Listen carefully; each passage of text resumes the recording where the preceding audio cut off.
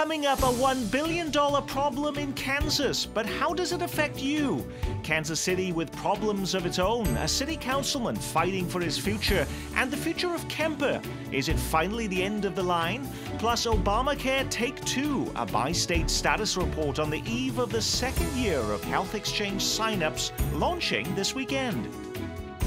Welcome, everyone. The most important news of the week, thoughtfully hand-packaged and delivered for you in 30 minutes or less. Good to have you with us again. I'm Nick Haynes, connecting the dots on those stories on both sides of State Line. From KCUR Radio, education reporter Sam Zeff. From The Pitch, Steve Vokrot. Kansas City Star political reporter, columnist and blogger Dave Helling. And star columnist, UMKC journalism professor, and the host of Up to Date on KCUR FM, Steve Kraske. Kansas finds out it has a $1 billion problem this week. New state revenue estimates just released show that Kansas will burn through about $380 million in reserves and still need to cut $280 million to balance its current budget, which ends in June. The problem continues in 2016 when revenues are projected to run $436 million short of expenditures. Some may ask, why are these numbers coming out now? Would the sound of a $1 billion shortfall have helped Paul Davis any, or was there more to his defeat than dollars and cents, Steve Kraske? Well, there was a lot of talk during the campaign that this was exactly what the financial situation the state was in. This shouldn't be a surprise to anybody. Paul Davis talked a whole lot about it. And what's amazing about the numbers you just threw out, they don't even account for this upcoming ruling from the state Supreme Court on education, which might decide that the state has to spend tens of millions of dollars more money than what you just laid out there. You know, it's hard to sometimes get your arms around all of these numbers, but what does it actually mean to me if I live in Kansas, I have kids or grandchildren in school, for instance? Sam Zeff? Well, Nick, it means that school officials all across Kansas, they're a little bit easier to absorb these cuts if in Shawnee Mission or in Blue Valley. But in most school districts across Kansas, school district officials are plotzing because they've already budgeted money. And it's going to be hard to close that $279 million gap without taking money away from schools. That's 52% of the budget, K through 12 education.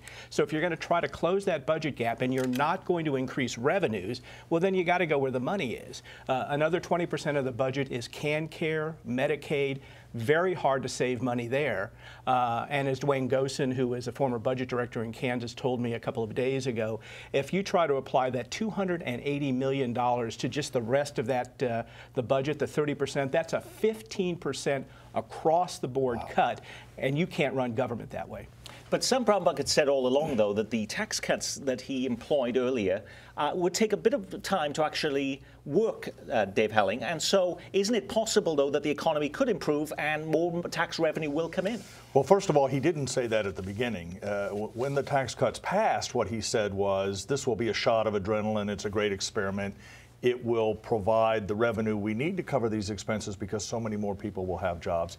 He is now saying it's going to take some time. And if you look at the out years in the budget picture, it does get better in 2017, 2018. But that doesn't solve the immediate crisis, and it will be a crisis. Now, you are hearing some vibrations from some members of the legislature that they might go back and revisit tax policy in the state. Because it's one of the hardest things for legislators to do 10, 15% across the board. So there is a chance that they would revisit tax policy and try to bring in some extra money, at least for those 2 years, to solve some of this problem. It will be a cold day in you-know-where before this very conservative legislature backs off on these tax cuts. You're right, they're going to take a look at it. I can't believe they'll actually go there and pass something. Steve? Well, you know, some of the more conservative members of the legislature, like Susan Wagle, are some of the ones saying that we may revisit this. But what Dave talks about the shot of adrenaline, which then turned into a recovery from surgery, is one of the problems with Brownback's plan, because the jobs needed to be created almost right away for it to work. And we see that the job growth has been relatively sluggish in Kansas relative to the surrounding states.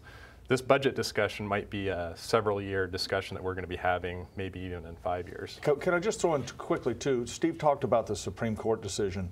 One of the last ads in the governor's race, as you know, involved the Carr brothers out of Wichita, an explicit criticism of the Supreme Court by Sam Brownback and his supporters. The state Supreme Court, you know, is not going to be in a great mood when it sits down this year to consider school finance. If the judges say you need to kick in another $300, $400 million annually, you know, it will be an amazing year in Kansas politics. Isn't there money, though, still to be cut from the state budget? I got a memo from a conservative lawmaker this week who talked about the Blue Valley School District and how 74 administrators in the Blue Valley School District were earning more than $100,000 a year. You got top salaries of over $300,000. Some people would look at that and say, oh, well, there is still room to cut. I think that administrative salaries are always a target. There's been some discussion in this Education Efficiency Commission that's been appointed about school districts having too much money in the bank. Some school districts would argue that when they're floating bonds, that they get a better rate when they have money that's held back.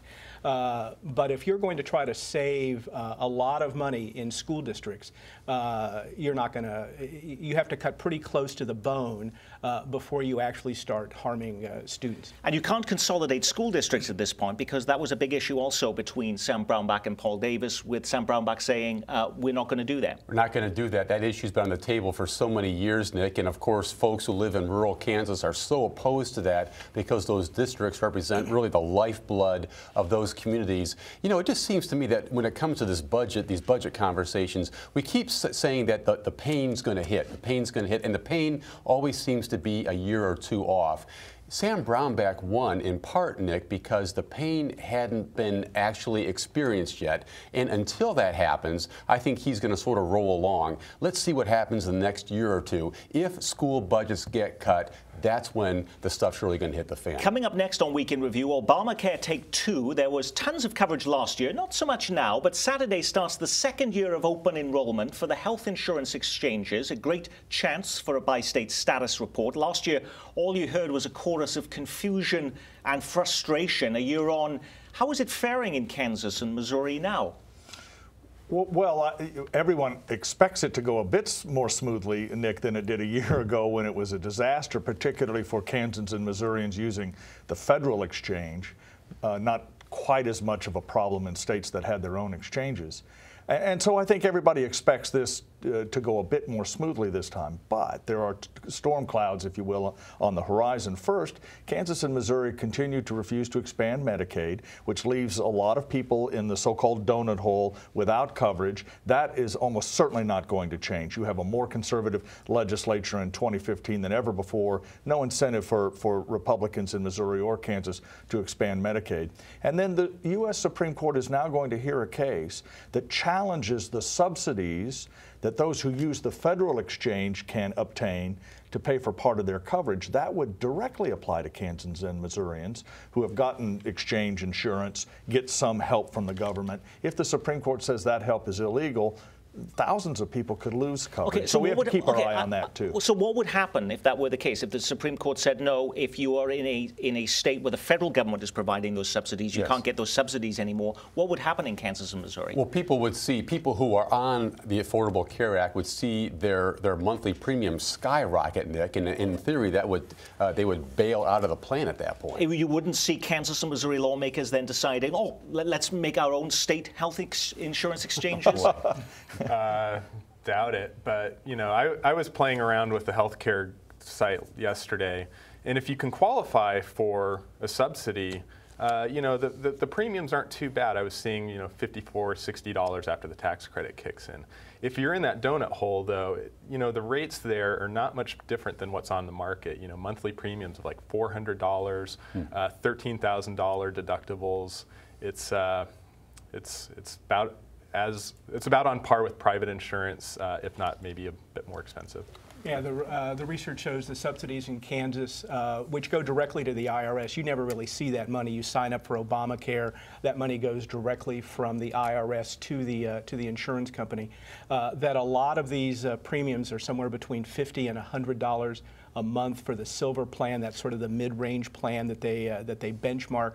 And if those subsidies went away, Steve's absolutely right. Those prices skyrocket, and people who couldn't afford insurance before are back to not being able to afford insurance, and that means that they're going to the emergency room for their primary care. Well, not only that, but of course the law requires you to have insurance, and so the people and the penalties for not having it now have escalated. Yes, but they would still Yes. but they would be still less than presumably the premium would be, and therefore people might elect to pay that penalty. And so, in essence, if the Supreme Court rules out those subsidies in Kansas and Missouri and other states, you're going to penalize very poor people several $100s a year. Right, and hospitals, especially rural hospitals in Kansas, desperately want Medicaid to expand because dish payments, these disproportional share to hospitals that the government used to pay for unsubsidized care, that's going away in 2015, and with people without insurance,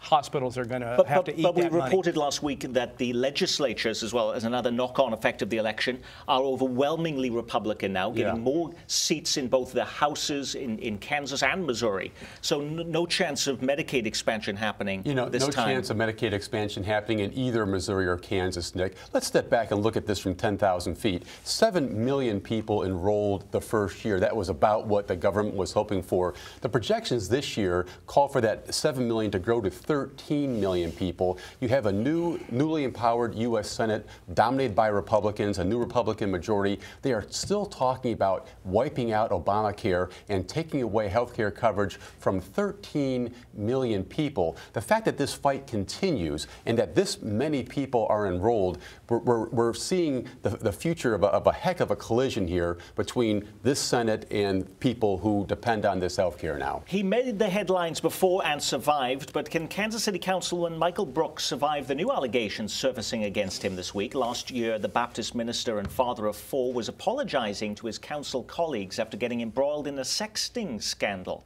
Now his council aide has filed a police report accusing Brooks of dragging her into his office and choking her with his hands on a belt. The police report indicates that another city employee may have heard the altercation.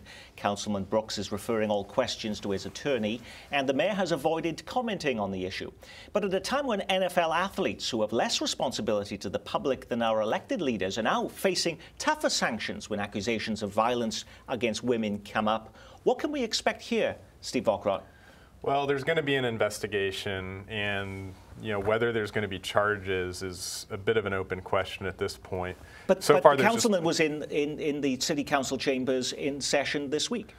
True, and the police report said that there may have been as many as 7 people who saw what happened, and this is a pretty troubling incident, regardless of the context, but particularly when it happens at City Hall, particularly when a councilman's involved. And it's been awfully surprising to see how quiet the rest of the city council and the mayor have been. What is the difference between the NFL, where even just an accusation, where there's no guilt associated with it, just an accusation, you're suspended for, you could be 6 games. And here you have an accusation, and the city councilman is still serving and was at the city council chambers yesterday, Steve Kraske. I wonder how long that's going to last. You would think that as news about this incident permeates the community, that people are really going to put their foot down.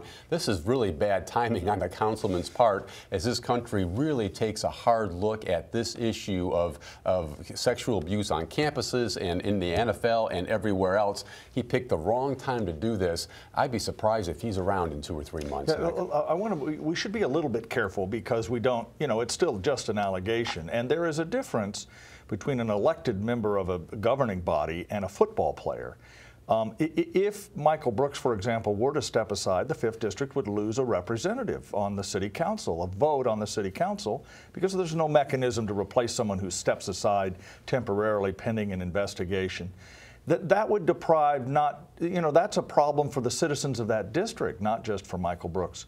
So we want to be a little careful about easy comparisons with other businesses. Elected office is a different thing, and we don't know for sure these allegations are true. Having said that, if there's any reality or if there's any proof that this actually did happen, Michael Brooks' career is not only over, he probably needs some good solid help with whatever problems he may be facing. Well, stepping aside for a little while this investigation unfolds might not be a bad thing for him to consider either, given the gravity of this case, Nick. Let's stay with City Hall for a moment, which this week began wrestling with another big issue, the fate of Kemper Arena. The issue of what to do with the 40-year-old venue has now come to a head. While much of the city was distracted over Royals baseball and the election, a rival plan to maintain Kemper Arena and turn it into a youth sports mecca was withdrawn, leaving the city with little choice but to negotiate only with the American Royal that wants to tear the facility down and build a smaller venue better suited for its purposes. Is this the end of the line for Kemper Arena, Steve Ockrott? Well, it's looking more and more that way, and we've kind of had that same question on this show and in the newspapers for several weeks. But with the Fouch brothers' plan is out of the picture now because they were the recipients of a legal threat from the American Royal. The American Royal's attorneys to say, you're interfering with a lease, a contract that we have, and we may take action if this keeps up. So the Fouch brothers' plan is out now. Kemper Arena is not coveted by the American Royal. And now there's this new number that says that if the status quo is maintained, it would cost $188 million to the city. I don't know where that money came. I don't know where that number came from. The question, as it has been through this whole process, is the American Royal worth $20 million to the public? And that's what they're going to have to sort out if they continue with this. There's some talk about an RFP to, basically bid this out. Whether there's enough time to get interest from anybody who's done any planning outside of the American Royal seems pretty questionable to me. One of the things in this whole conversation is the role of the American Royal, and it seems like there's been a lot of negativity centered on the American Royal in the public imagination because of, with the Fouch brothers' plan, it was we couldn't have both institutions at the same time. We couldn't have a Kemper Arena and we couldn't have this small scale down venue that they were trying to build because we couldn't have a barbecue, American Royal barbecue, once a year in the parking lot. There wasn't enough room for it, just once a week. And that was the reason why we needed to go with the American Royal plan and we had to demolish Kemper Arena. Is there something more to this that I'm missing? Well, the only thing that I think we all miss is that this problem was inevitable back when we all decided to build the Sprint Arena in the mid-2000s because we were all promised a new use for Kemper Arena and none ever materialized, which was about as predictable as the rain. I mean, because Kansas City now has 3 different sports arenas, there isn't enough business for that. And so ultimately, there'll have to be some decision with what to do with that facility. Now, whether it's torn down next year or 10 years from now remains a question for the City Council. But this was a problem that was inevitable and needs to be eventually addressed by our elected leaders. You do get a sense, Nick, sometimes that this community sometimes has a real hard time saying goodbye to these old structures, whether it's KCI, whether it's Kemper Arena. Folks really have emotional attachment to these things, and it's hard for them to wrap their arms around it. Having said all that, you do get the sense, based on the City Council committee testimony this week, that a lot of Kansas Cityans are still really struggling with this plan for the American Royal. A lot of resistance from the council and from the community at spending $20 million for this proposal that Steve outlined so well here.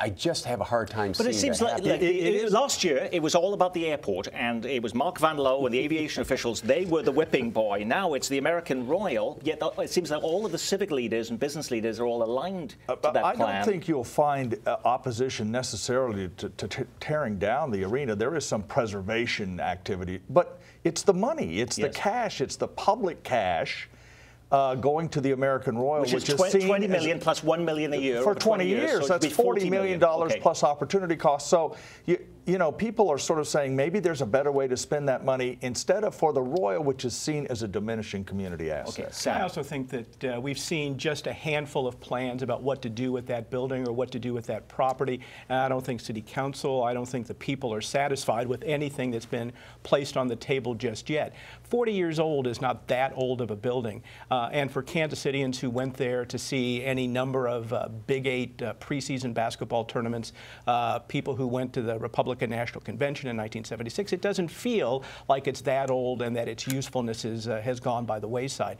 If a really good plan comes down the pike, I think people will support it. My daughter graduated from there. Well, that's one good reason to keep it open, right, Nick? Steve. Well, and part of the resistance to the American Royal is they haven't had a lot of great, public relations scores in this whole issue. The letter was received very poorly by the public, from what I could tell. But there's also a component of this about land use. And if you keep the status quo, or you go with the American Royals stance, which is we need this big parking lot in the West Bottoms to have the barbecue contest, that's sort of against part of city policy, which is we want to build up more density in our downtown area. And West Bottoms is separate but part of downtown. And if you maintain this big parking lot, that kind of goes against what the city has been trying to do for a number of years. Okay, well, let's talk about land use on another project. It's the most talked about hole in the ground in the metro. The Mission Mall on Shawnee Mission Parkway was torn down 9 years ago, and since then a developer has been promising to make the site a tourist mecca. This was where you would visit the region's biggest aquarium. There'd be a movie theater, bowling alley, a Toby Keith restaurant, a 16-story hotel fitness center, Sprouts Farmers Market, along with office residential apartments and unique shops. Now developer Tom Valenti has gone to the Mission City Council to ask for $25 million in public assistance, not for any of those things. In fact, the only lingering commitment he can offer the council is that Walmart will be coming to the site. Is that what the council had in mind, though, when they demolished the mall back in 2005, that this would be a site for a Walmart store? Well, Steve? No, not at all, because that site was originally slated for a Walmart, and then the residents and the council weren't too keen with it. And that was moving a Walmart from Roland Park just a couple of miles down the road. Away. Yes, okay. Right. Well, that's what the current proposal would do. Back then, this was just going to be a Walmart, and nobody was too keen on that because it's a great piece of real estate there. It's right along Shawnee Mission Parkway. It's right along Johnson Drive. It's the entrance to the community for many people heading west out of the plaza or downtown, and it's been a lunar moonscape for, 9 years now. And so no, this isn't what the city council had envisioned. And they've been very patient with this developer. I don't know, but 9 years may not be enough. Well, but Is part that of the being problem, patient? Okay. Oh, he's being patient. He's underselling it. This is a huge setback for Mission. This is not what they planned, not what was envisioned. This was going to be a destination site, Nick, a place that would draw people to Mission, bring them down Johnson Drive. I drive past that lunar landscape with regularity, and it is incredible it's gone on this long. Mission needs to move on and figure out Plan B here because this thing's not working. Can they move on at this point, though, Steve? well, the developer, Tom Valenti, who's from Syracuse, New York, he owns the land. So there isn't a lot, the city can't just remove him as a developer. But what they have a big decision to make about whether they're going to give him public assistance for this. And if they don't, he's probably in a pickle where he would have to sell and maybe find a different landowner. Could this be a site then for the American Royal? Could it be?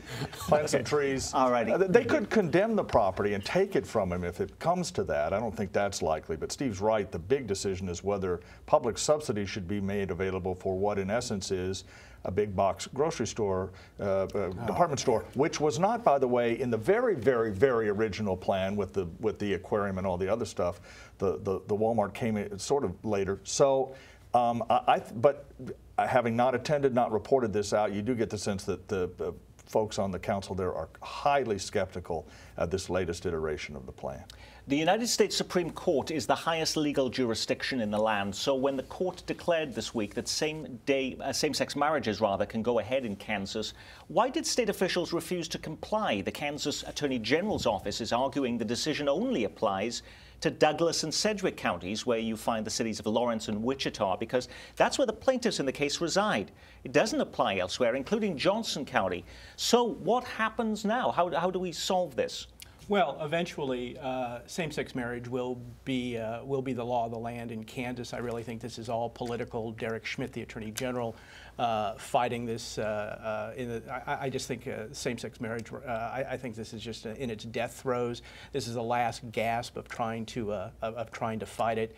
We're weeks or months away from same-sex marriage being legal in Kansas. I had some conversations over the last week with Republicans about what their party will look like post Sam Brownback. You know, this is his last term, maybe his last run for statewide elected office, and who might run in 2018 for governor in the state. And the name Derek Schmidt came up repeatedly, that he does have some ambitions for the governorship, and so I think this is part of that. He has to show that he's fighting the court, because in 2018 that may be an issue for in North Carolina, where the courts also struck down their ban on same-sex marriages, there's been a backlash. We have judges now are resigning from the bench and saying we don't want to be part of this because we don't want to have to engage in any same-sex marriages. Are we seeing, and particularly given the results of this election, which was so resounding in Kansas, are we seeing a backlash to this in Kansas? Not yet, no. You don't hear judges saying they're going to resign over this. I think they sense the inevitability of what's happening here. You know, keep in mind, you got to feel a little bit for Derek Schmidt and Chris Koster in Missouri. There were constitutional amendments passed in both states with like 70% support, you know, outlawing same-sex marriage, and it's the duty of these attorneys general to stand up and defend the state constitution in court. So that's sort of where they stand here on this thing. Can I just say quickly, I think you're right about a backlash a little bit, Nick, but not so much among lawyers and judges, but among the public. And I think one of the things you saw the Tuesday before last was a bit of that backlash, where voters across the country said, in essence, we can't fight these rulings, so we need to be more conservative in the people we send to elected. And that is our Week in Review. Our thanks to our news reviewers from The Star, Dave Helling, and from KCUR, Sam Zeff. Steve Kraske, weekday mornings at 11 as host of Up to Date on KCUR, and Steve Vockrodt, where you can see in the pages of The Pitch. I'm Nick Haynes. Thank you.